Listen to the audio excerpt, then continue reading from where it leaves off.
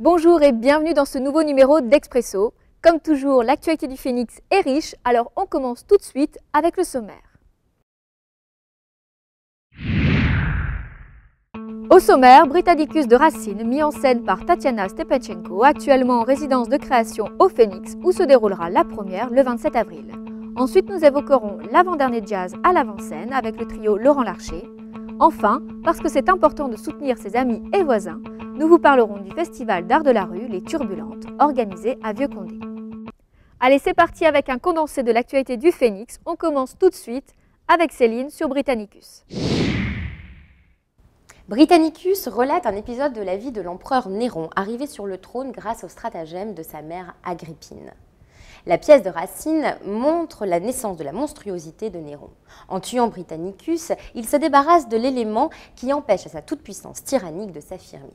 Il agit comme un dieu terrestre, manipule le destin de tous les personnages et éprouve une jouissance sadique à voir souffrir les autres.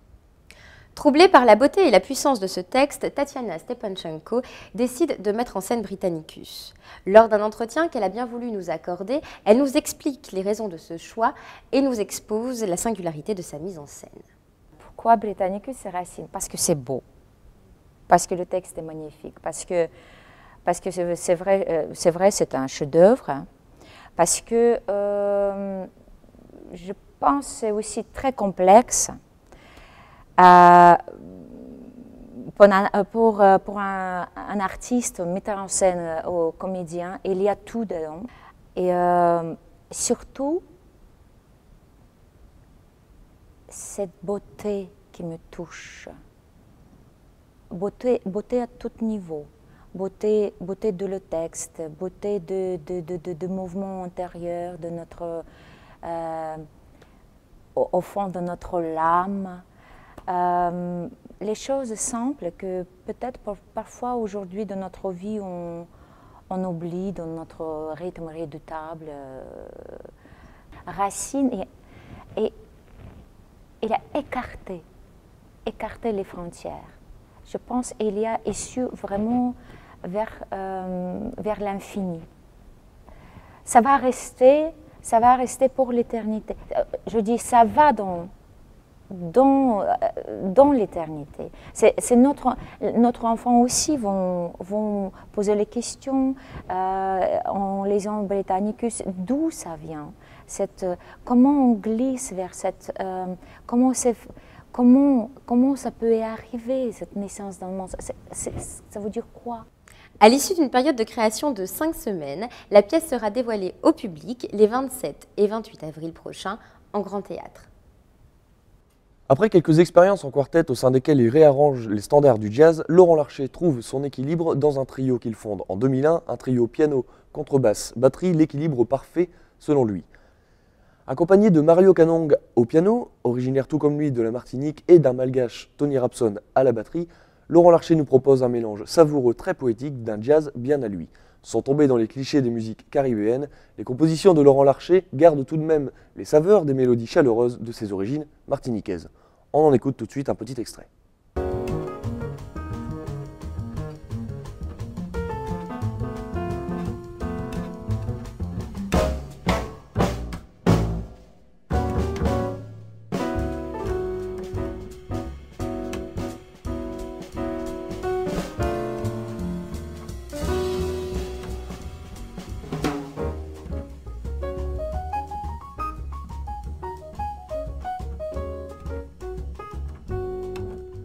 En 2005, il sort un premier opus intitulé At the Copy Shop, immédiatement encensé par la critique. 3 étoiles au magazine Jazzman, album de la semaine sur Jazzafib de Radio France. L'album se retrouve même durant une année complète sur les playlists des radios en Ile-de-France. Laurent Larcher en est aujourd'hui à son 2e album et vous invite au voyage. Ce sera le 6 mai prochain à l'Avant-Scène.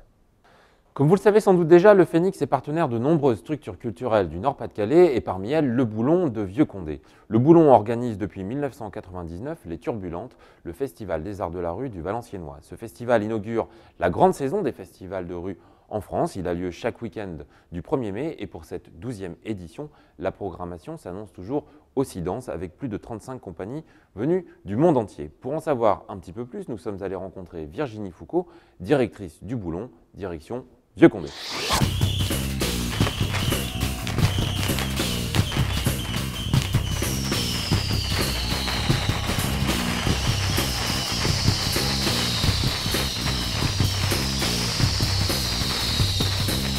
C'est la 12e édition de ce Festival des Arts de la Rue. J'ai envie de dire que c'est presque à chaque fois, pour tous les ans, un anniversaire. En tout cas, on a toujours envie d'être dans une espèce de grande fête anniversaire. Alors cette année, c'est une édition assez dense, puisqu'on a 35 compagnies qui sont présentes sur le festival, donc pendant 2 jours et demi.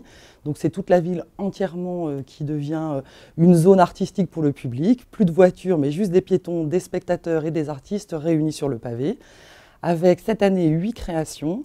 Des créations donc qu'on a pu découvrir l'année dernière sur différents festivals, et puis on balaye là toute une palette de genres artistiques où les gens auront l'occasion de découvrir à la fois du théâtre de rue, du théâtre d'intervention, du cirque de rue, du cirque musical, beaucoup de propositions aussi qui vont mélanger des genres, où on va retrouver à la fois un travail qui va mixer par exemple de la danse et de la musique, du cirque et de la musique et du théâtre, donc des propositions toujours un peu surprenantes. Ici, Londres.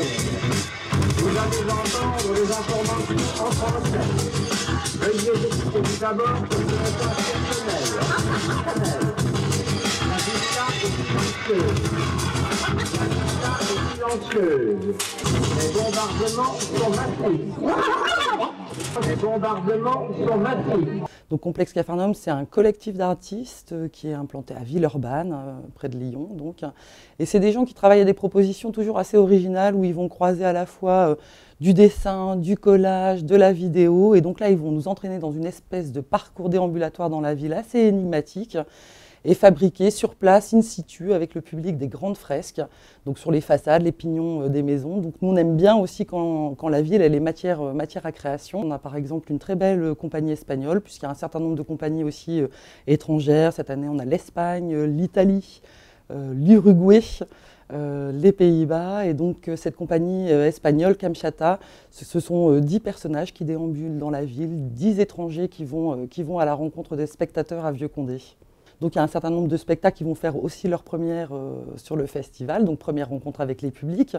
Donc j'ai envie de dire qu'il y a une habitude aussi à découvrir les spectacles en train de se créer. Et puis après, il y a tout un travail qui est fait au plus près des habitants, notamment des associations, notamment des écoles, des services jeunesse. Donc il y a toute une série notamment d'ateliers d'art plastique sur le thème voyage, habitants d'ici et d'ailleurs. Donc il y a tout un décor, toute une scénographie de la ville qui est réalisée directement par les habitants sur Vieux-Condé.